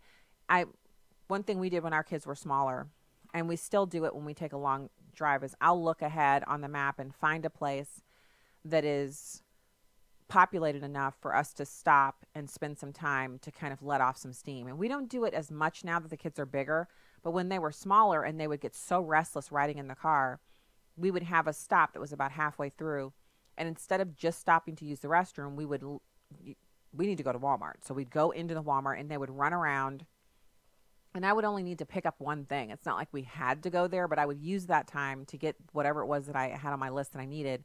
And they would get to run around the store and get their energy out. And then we would eat right there at the Walmart. Sometimes it would be the Subway. Sometimes it would be something else. And then by the time we did that, we would have killed an hour, but it would make for such a nicer ride in the car because no one would be complaining, because they would have gotten out, used the restroom, eaten, run around, seen the inside of the Walmart, you know, and then off they were back in the car, and they could watch a movie or they could read books or do some little exercises in their little workbooks, and they'd be fine. They were ready to go. So we have to plan that out. And I actually felt like, just being honest here, those mental health breaks on the road were just as good for me as they were for the kids, because I would get restless too. As an adult, you don't say anything, but I would be so glad to see, we're halfway there. That means we're going to pull off. We're going to get gas. We're going to also spend about an hour here. And that was really good for the trip. So with longer drive times, because there are so many people on the road, it might be good to plan those in and plan them around the congested times or before you get to the congestion, so that you have already kind of girded yourself up to be able to put up with the extra traffic. So it's fascinating, though, that they're tracking how many people have car registrations, how many people have bought new cars. They track that information all over the country. Interesting. So the other big thing that I thought was ridiculous, but it's true, is that San Francisco Gate is reporting that the FBI plans a rapid DNA network for quick database checks on arrestees. So this could be good or it could be bad. It could be good because, yay, when they arrested someone and that person's wanted for some other major crime, then boom, you've got them, and they won't get away with just, hey, traffic stop or whatever. But you know what's bad about it? these databases can be wrong.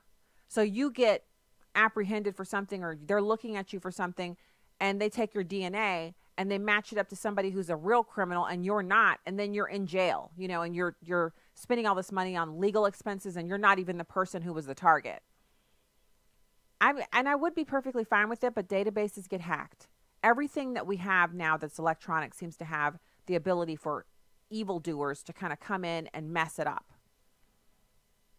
And we know DNA has revolutionized modern crime fighting and helped with, you know, clues and samples of saliva and skin and other things are sent to crime labs, and chemists work on those. And a lot of times the samples go untested because the labs are backed up. And so that's terrible. But they're now reporting on this portable machine that's about the size of a large desktop printer. And that rapid DNA machine can take a swab of DNA, analyze it, and produce a profile of 20 specific loci on the DNA strand in less than 2 hours. So it sounds like it's revolutionary and that it could be very helpful in making sure that DNA samples don't go untested. I just hope they're going to be really, really careful with it, and that they're going to have fewer of these kind of false positives and things like that. And I know for some people, the impetus is, well, you know, it's not a big deal because it happens very rarely. Well, we can feel like that until the happens very rarely is one of us or one of our family members, and we see the havoc that gets wreaked on someone's life when they're falsely accused and, you know, validated by some DNA system for something that they just didn't do. So it could also help with getting people who are doing crimes over time, like serial killers and people like that, getting them off the streets because their DNA would be collected. And when they interact with law enforcement, they'd be able to nab them and not have them, you know, continuing to go on and do these just year over year doing all of these killings. So 6 of the machines just last month were sent to California for use in trying to identify victims of the massive wildfire. They actually used DNA from family members to create a temporary searchable database so that they could identify the remains of individuals who were killed. And there are 2 manufacturers of rapid DNA machines. It's ANDE of Waltham, Massachusetts. They manufacture the machines. And there is just one drawback, which is that the machines aren't currently connected to CODIS, the FBI's combined national DNA database. So the FBI is launching a rapid DNA initiative to place the machines in police and sheriff booking stations across the country to enable law enforcement to check arrestees against the CODIS database, and when a match is made to an unsolved crime, capture the person before they're released. So I just pray for integrity in the system. And it is good news for law enforcement. I'm sure they're pretty excited about this development. All right, that's the show for today. Tomorrow is Friday, so it's Friday Eve, right? So, good evening from the Heartland. God bless you. See you tomorrow.